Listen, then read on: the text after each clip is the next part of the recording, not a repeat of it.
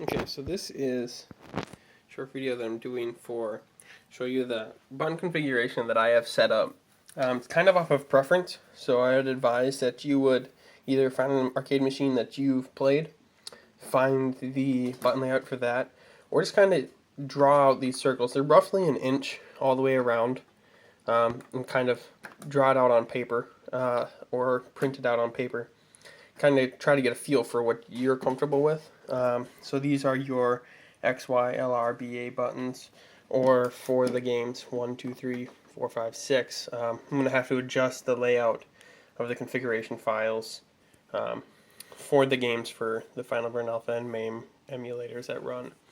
Down here will be your start and select, or the insert coin button on most of the arcade machines here, unless you choose to do a coin slot, which will be in the front, or most likely in the, it'd have to be in the front here, which may increase the depth of this. So right now there are some things that I don't have mapped to buttons. I'll be putting, these are only the buttons I had on hand.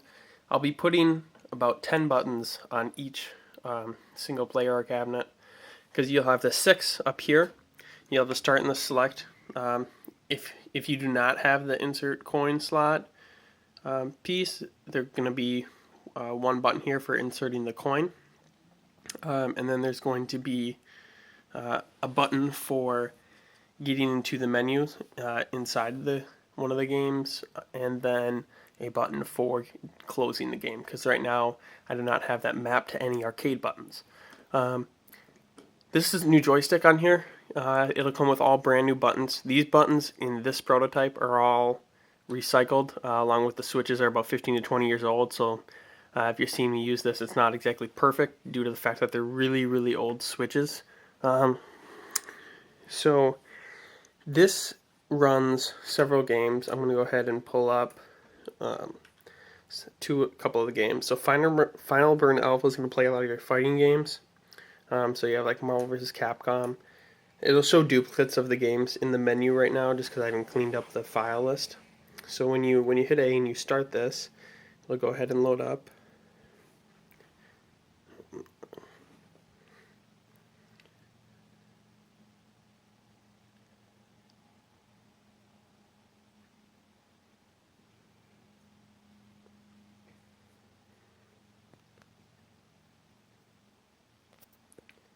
Okay. So now, right now, this is mapped.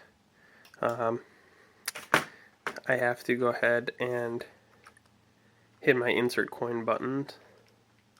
And now, once it's set up, hit my start button. There will be an additional player 1 start and player 2 start button. Obviously, there's only going to be one player start button if there's only one player. So let's go through. Let's do Ryu. And let's, how about go to War Machine? Okay.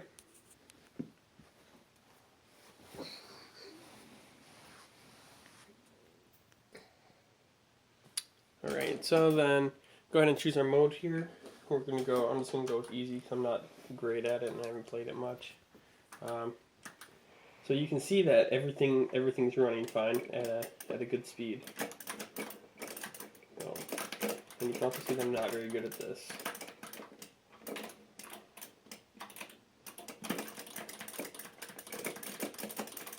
I don't know most of these combos. So there, you can see the game's running fine. Let's go ahead and close this one. And let's move over to some of the main games. See, one of my favorites on here is going to be 1942. And these ones are going to work the same way. You're going to insert coin. Right now I have the insert coin and the player start button linked to the same button on the cabinet. So just push the same button twice pretty much to start. And then we have full control over it. So as you can see, the horizontal setup, this is a widescreen setup. So it'll automatically detect and adjust the screens based on how the games display. The monitors that I was looking at getting were the original aspect ratios, the 4:9. so you shouldn't worry about any stretching like you've seen on the Marvel versus Capcom game. That's something that won't show up. If you would like a widescreen monitor, we can work that in. But for now, the understanding is that I will be using some 4:3 aspect ratio monitors. So there's quite a few other emulators that you can play. There's ports. There's a port for Doom on here, which is really fun. I'll have to go through. If you would like that, I can configure the controls for that. There's Apple II, MAME. I apparently did not put the Super Nintendo games on here right now, but there's also, it'll play Super Nintendo games along with some other consoles.